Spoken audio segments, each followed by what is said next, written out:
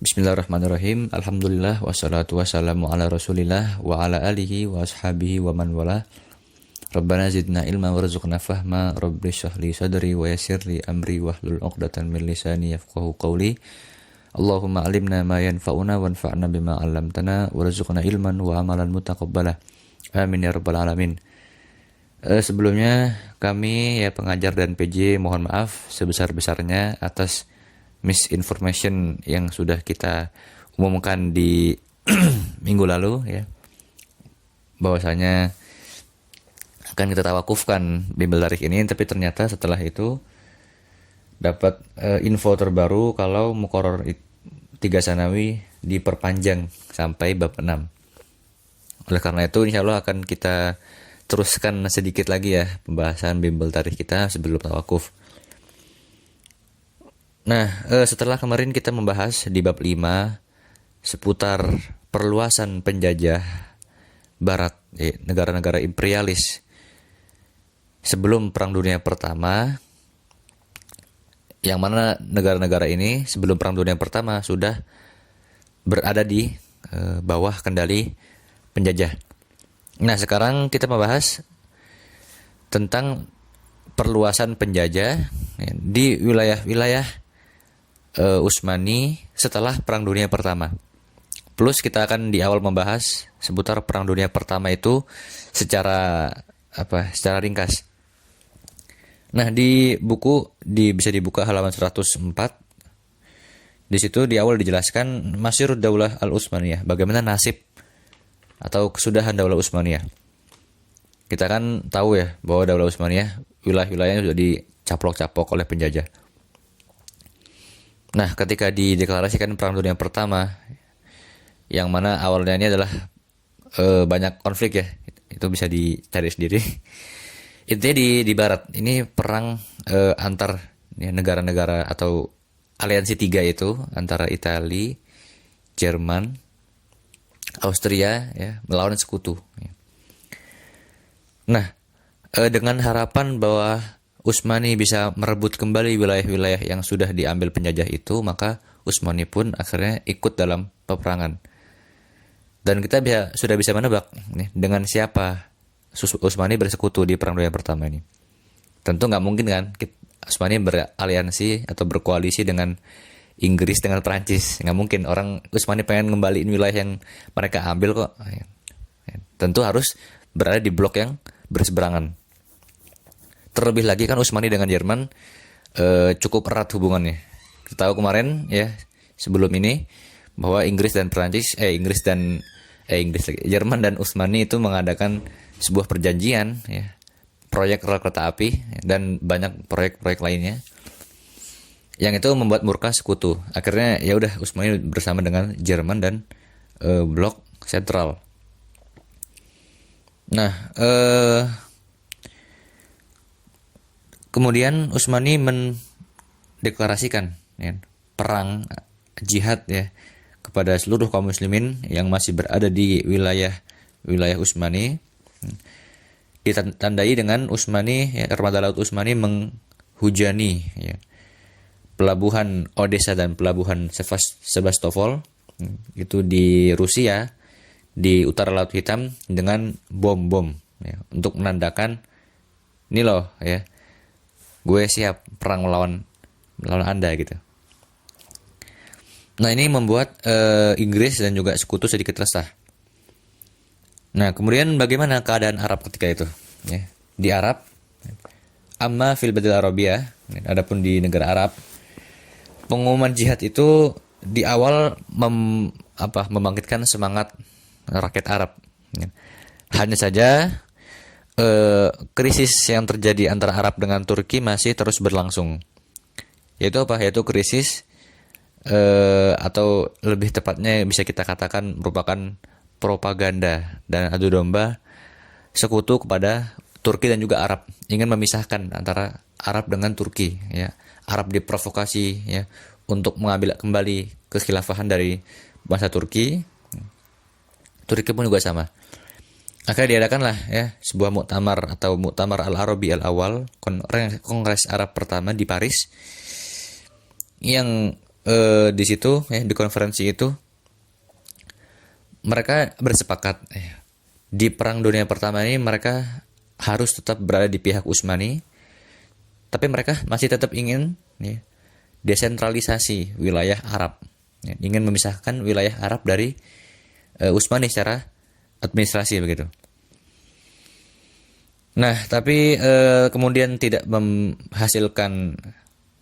membuahkan hasil yang cukup berpengaruh dari kongres ini, dan akan kita lihat bagaimana peran atau tindakan yang dilakukan oleh Syarif Hussein bin Ali, merupakan Syarif Mekah, merupakan, ya, bisa dibilang gubernur Mekah lah, gubernur Mekah dari keturunan, ya, Nabi SAW. Nah, si Syarif Hussein ini, ya, singkat aja ya, merupakan antek, ya, anteknya Inggris, yang mana naiknya Syarif Hussein ini itu terjadi setelah revolusi di Turki tahun 1908, yaitu revolusi untuk menggulingkan Sultan Abdul Hamid II, yang mana beliau sangat memperhatikan, ya, urusan kaum muslimin, ya, sangat menentang penjajah. Dan Sultan Abdul Hamid II tahu bagaimana karakter si Syarif Hussein ini. Nah, akhirnya kan baru bisa naik Syarif Hussein ini ketika Sultan Abdul Hamid II digulingkan. Nah, kemudian apa yang dilakukan oleh Syarif Hussein setelah itu akan kita ketahui di audio berikutnya.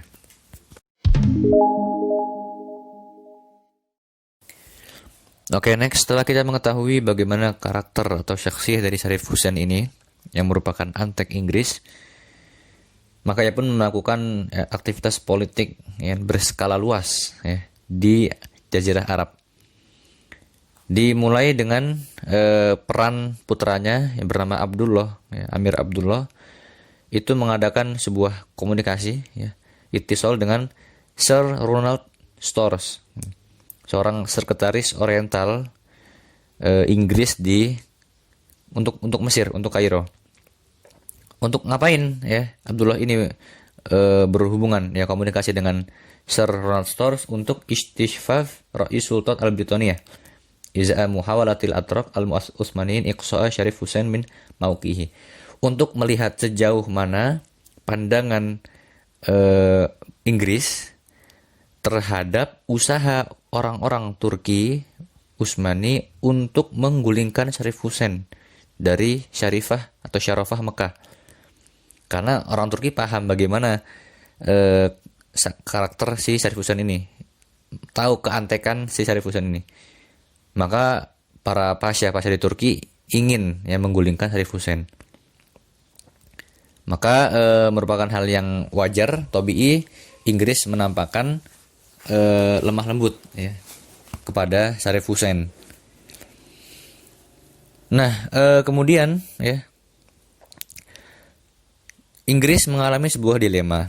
Dilema dalam hal apa? Dilema dalam hal, ya, antek mereka, tangan mereka di Arab. Ya. Ada perbedaan pendapat antara pemerintahan atau kemaharajaan Britania di India dengan London, ya, pusat Inggris. Nah, hukumah India Britania itu lebih mengutamakan, ya, bersekutu dengan Abdul Aziz Al Saud, ya, di Riyadh, sedangkan hukumah London itu lebih optimis, ya, untuk mengadakan tafahum, ya, kesepahaman dengan Syarif Hussein, dengan alasan bahwa Syarif Hussein ini pertama adalah seorang keturunan Bani Hashim, ya, dan kemudian juga bertempat di Mekah. Ini sangat sangat strategis ya untuk mewujudkan keinginan Inggris ya, dan juga untuk mempengaruhi rakyat Arab ketika itu dengan kedudukan si Syarif Hussein ini. Yang mana kita tahu ya, dua-duanya ini baik Abdul Aziz Al Saud atau Syarif Hussein, kesemuanya tidaklah mengakui ya, Utsmani sebagai ya, daulah khilafah, daulah Utsmaniyah, daulah Islamiyah gitu ya. Jadi Inggris bingung di sini. Mana yang mau kita dukung? Ini nggak bakal bisa kita dukung dua-duanya gitu loh. Harus kita pilih salah satu. Nah, kita lihat dulu Syarif Hussein bagaimana. Nah, Syarif Hussein kemudian ya, ini peran keduanya setelah tadi pertama anaknya, sekarang ia sendiri ya. Syarif Hussein mengadakan sebuah murosalat, sebuah korespondensi, surat menyurat antara Syarif Hussein dengan Mandub Sami Britoni, komisaris tinggi Inggris yang bernama Henry McMahon. Mereka saling berkirim surat antara tahun 1915 dengan 1916.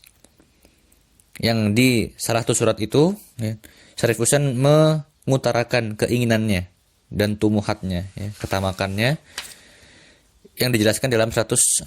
Ya. Ada dua yang diinginkan oleh Syarif Hussein. Pertama, ya, ia menginginkan ya, kekhilafahan Islamiyah itu beralih ke tangannya dari Utsmani. Yang kedua, Syarif Hussein menginginkan pisahnya ya, negara-negara Arab dari Mersin dan Adena dari utara, ya, sebelah utara dari Mersin dan Adena itu wilayah Turki, sampai ke wilayah Irak dan Persia, juga Teluk Arab di sebelah timur, dan juga Jazirah Arab dan Suriah. Yaitu ia ingin mendirikan Daulah Arabia, ya, negara Arab yang menghimpun Irak dan Suriah plus Jazirah Arabia.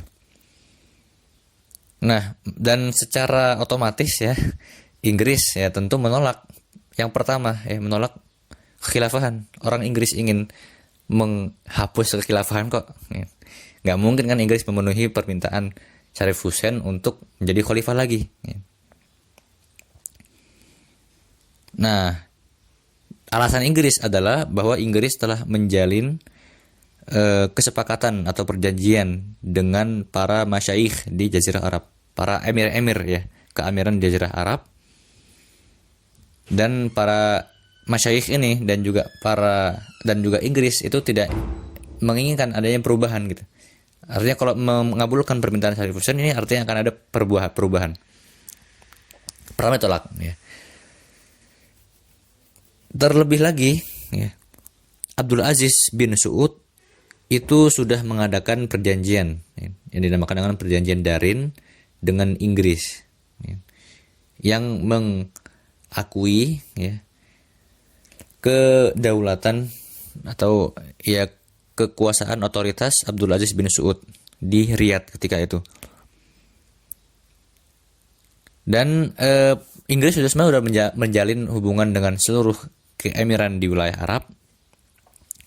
Otomatis dengan itu hanya Hijaz saja wilayah yang tersisa di bawah otoritas Syarif Hussein, sangat kecil. Dari sini kita bisa melihat bahwa Inggris lebih mengutamakan Abdul Aziz bin Saud, keluarga Saudi, yang akan ditandai nanti ya siapa yang akan mendirikan negara Saudi, yaitu adalah dari keturunan bangsa Saud. Nah, itu di audio yang kedua ini. Nah, kemudian Syarif Hussein semakin bingung ya, semakin pusing karena permintaan yang tidak dipenuhi.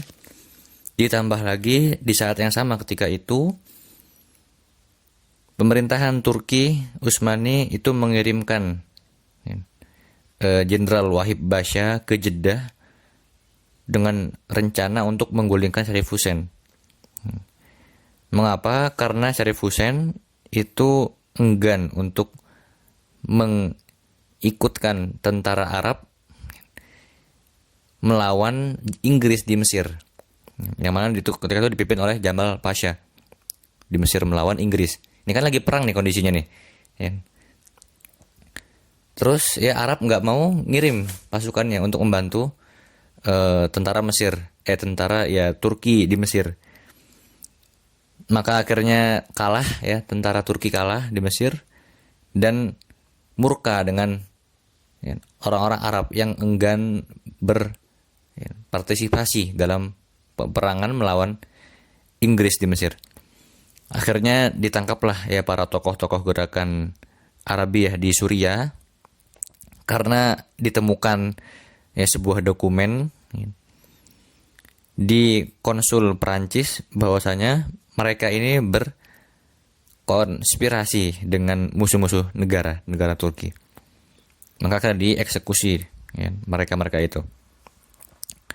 Nah, ketika itu Syarif Hussein ya, merasa bahwa kalau ia nggak mengumumkan ya, sebuah sauroh, sebuah revolusi atau pemberontakan terhadap Daulah Utsmani, maka Turki akan lebih dahulu ya, menangkapnya atau menindak Syarif Hussein. Akhirnya dengan gegabah ya, dan tanpa dukungan penuh dari sekutu, Syarif Hussein langsung mengumumkan ya, pemberontakan Arab pada 1916. Ini kondisinya lagi Perang Dunia Pertama. Ya. Lagi perang. Nah, hanya dengan bertumpu pada baiknya respon Inggris kepada Syarif Hussein. Ya. Inggris sama sekali nggak mendukung dan nggak ya mensupport penuh gitu keinginan Syarif Hussein ini. Ya, ini keinginan dia pribadi.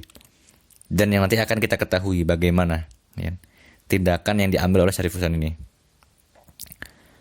Nah, kemudian Syarif Hussein mengumumkan jihad lah kepada rakyat Arab ya, melawan Turki dan berhasil membersihkan wilayah Hijaz dari keberadaan tentara Utsmani, tentara Turki.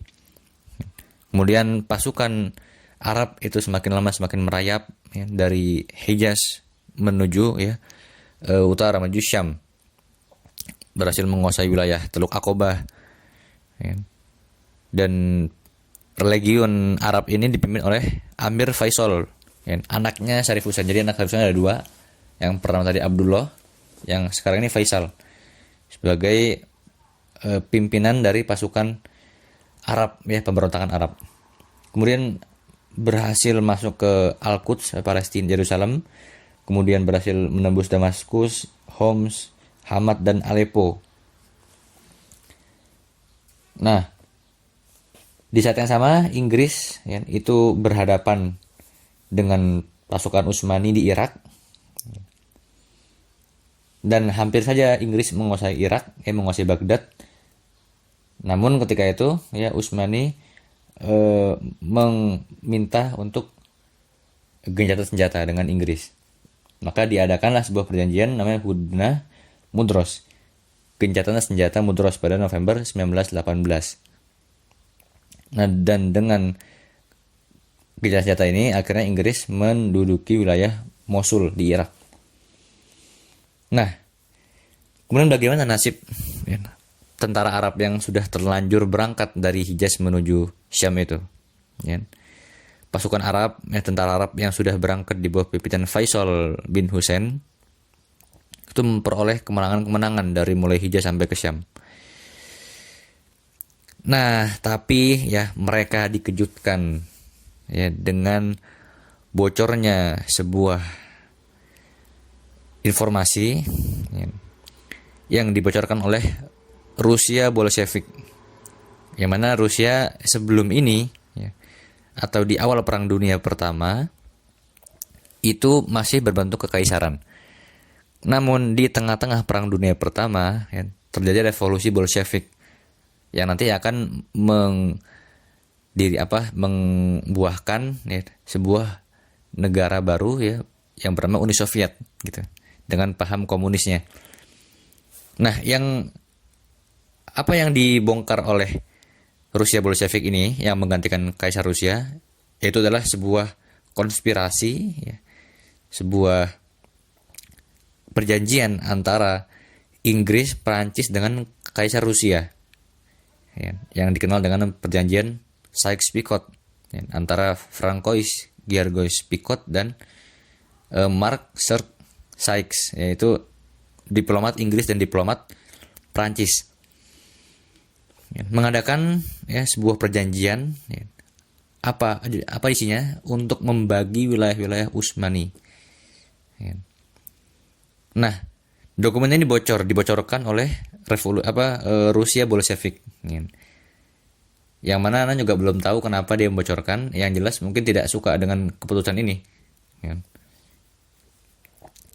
Nah, apa isinya? Ya, isinya adalah pembagian wilayah-wilayah ya, di Timur Tengah, atau lebih tepatnya di Syam dan juga di Syam dan juga Irak.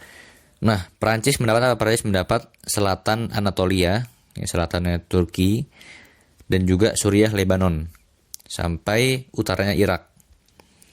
Adapun Inggris mendapatkan wilayah Irak, ya, Basrah dan Baghdad, kemudian bagian selatan Suriah, itu bagian Palestina, dan juga Haifa dan Akka, itu kota-kota di Palestina. Kemudian juga isinya adalah mendirikan Nizam Dauli di Palestina, mendirikan ya, sistem internasional. Jadi Palestina akan dikendalikan atau diserahkan kepada internasional, ya, yang nanti akan ambil alih oleh LBB, Liga Bangsa-Bangsa. Dan kemudian juga membagi wilayah Arab.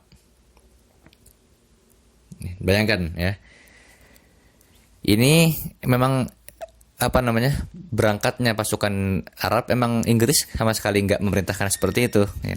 Karena Inggris tahu ya, Inggris akan mengumumkan ya, perjanjian Sykes-Picot ini. Jadi nggak mungkin kan menyuruh Arab untuk meluaskan wilayahnya ke Syam. Orang Syam mau diambil oleh Inggris, Prancis kok gitu. Jadi hal ini membuat terkejut ya Syarif Hussein dan juga Faisal ya. Dan apa tindakan Faisal ya setelah ini ya, kita lihat bagaimana. Nah, sekarang kita akan lihat bagaimana respon dari Faisal ya selaku pimpinan tentara Arab. Setelah mengetahui bahwa ternyata Inggris dan Prancis dari awal sudah mengadakan sebuah perjanjian Sykes-Picot ya untuk membagi wilayah Syam dan juga wilayah Irak. Ini posisi sudah di Suriah ya, tentara Arab ini di bawah pimpinan Faisal. Dan sebenarnya bisa aja kan segera menduduki wilayah yang sudah dibagi itu ya, untuk menjaga dari kedatangan Inggris Prancis. Tapi bagaimana respon atau tindakan dari Faisal? Ternyata Faisal ini ya melarang pasukan Arab, tentara Arab untuk memasuki Beirut, Lebanon. Untuk mempersilahkan Inggris dan Prancis menurunkan angkatan bersenjatanya ke sana. Ya. Artinya menyerahkan wilayah yang sudah dijanjikan, yang sudah diadakan perjanjian antara Inggris dan Prancis. Coba bayangin ya, masuk akal nggak? Ya, seorang Muslim gitu ya, mempersilahkan musuh-musuh Islam untuk menduduki tanah kaum Muslimin. Ya. Tentu hal ini sangat tidak masuk akal, ya. Dan hanya bisa dilakukan oleh ya, orang-orang yang memang sejak awal itu sangat pro dan juga antek musuh ya. Ya, sangat menyedihkan ya. Kemudian Syarif Hussein sendiri memang tidak terlalu memusingkan wilayah Syam dan juga Irak, karena Syarif Hussein hanya menginginkan Jazirah Arab, tanah Arab ya, wilayah Arab Saudi itu. Nah, kemudian Syarif Hussein ini mengajukan perihal kemerdekaan Arab kepada Muktamar Sulh di Paris, persis seperti yang dilakukan oleh Saad Zaghloul dari Mesir, dan juga Tunisia, kemudian Aljazair ya, yang juga mengajukan hal yang sama. Tapi kita tahu bagaimana jawabannya ya, sama sekali tidak digubris, tidak direspon, dan kesannya digantungkan. Karena memang dari awal tujuan pernyataan Woodrow Wilson yang mengatakan setiap bangsa memiliki hak untuk menentukan nasibnya sendiri, itu hanya bertujuan untuk memberikan harapan palsu kepada umat Islam, gitu. Yang buktinya mereka tidak mengabulkan itu. Dan terlebih lagi ya, setelah itu mereka nggak sama sekali nggak memperdulikan pengajuan dari negara-negara kaum muslimin. Sekutu pun kemudian mengadakan sebuah konferensi di Sanremo di Italia ya, pada 1920 untuk meninjau kembali ya, perjanjian Sykes-Picot.